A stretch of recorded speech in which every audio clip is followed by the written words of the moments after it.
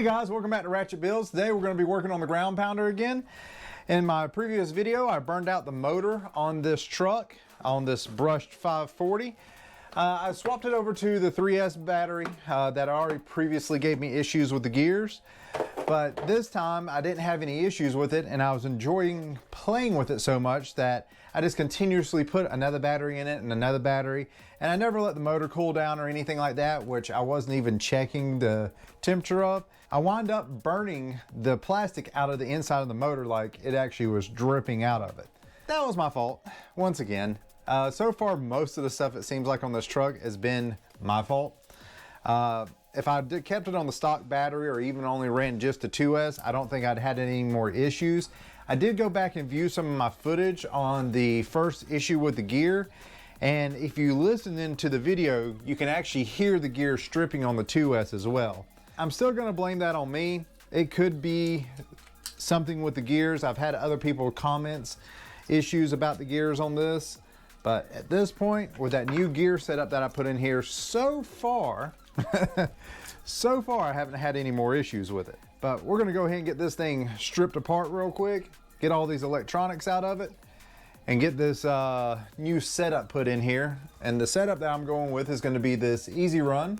It is a Max 10 with a 5,400 kV motor, little combo pack. So first thing is to get all the old stuff removed, then get the new stuff in. So let's get on that.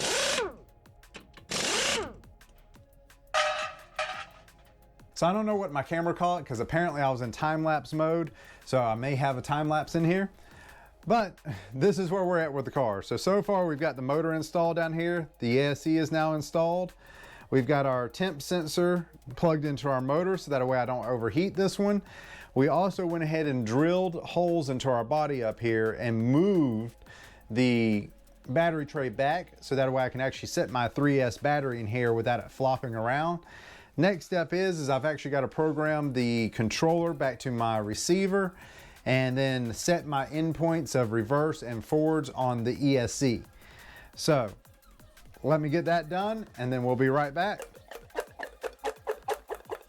All right, so dumb mistake here. I was having an issue on getting my controller to bind to my receiver after I switched out the ESC and the motor. Whenever you have multiple RC cars, make sure you grab the right controller. So I was trying to combine it with the Marksman controller that I recently did a video on and forgot altogether this car has 4-wheel steer out of the box, so I actually need the controller that comes with it. As we can see here, let's see if I can get this in the air. We have got forward, reverse, and we've got our steering. She's ready to ride. Let me get this thing put back together, get the straps all in, and we're gonna try to take it to the skate park.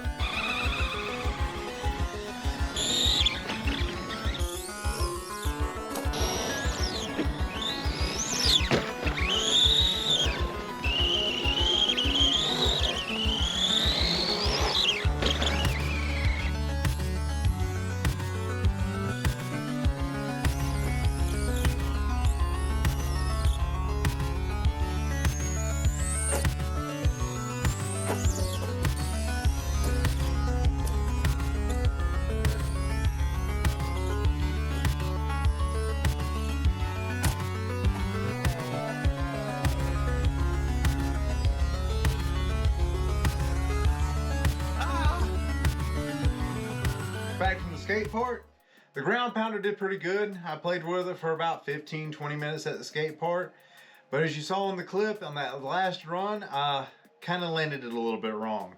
So whenever I came down off the jump, I came down all on this front left tire, and granted she looks fine right now, but if I just wiggle just a little bit, she's got some issues. So I've already got the wheels off. Let's take a look at to see what kind of damage we've got underneath here. So looking at the front end here, as we can, well, I hope you can obviously see that. The front axle isn't exactly, well, axle housing isn't exactly in one piece anymore. It is, I snapped it right on that corner. Whenever I came down on this one wheel, it just broke it right on off. I didn't bend the axle. I didn't bend any of my rods or arms or anything under here. So it should be a pretty easy fix. Just got to replace this housing, swap the guts from one to the other, which will give me time to go ahead and put grease inside of this front and rear differential, which should help quiet down just a little bit. All in all, the truck did pretty well.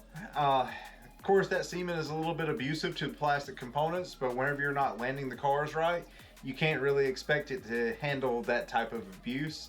I am going to replace this front housing with this stock housing. For the time being, I am doing some research to try to see if I can find some metal axle housings and gears to put into here. So that may be coming up on a future video, but it's going to be a while before this old girl gets back out on the road. Well, if y'all like this video, please check out my other 2 videos on this truck. Leave a comment down below, and if you don't mind, hit that subscribe button. Until next time, be safe, have fun.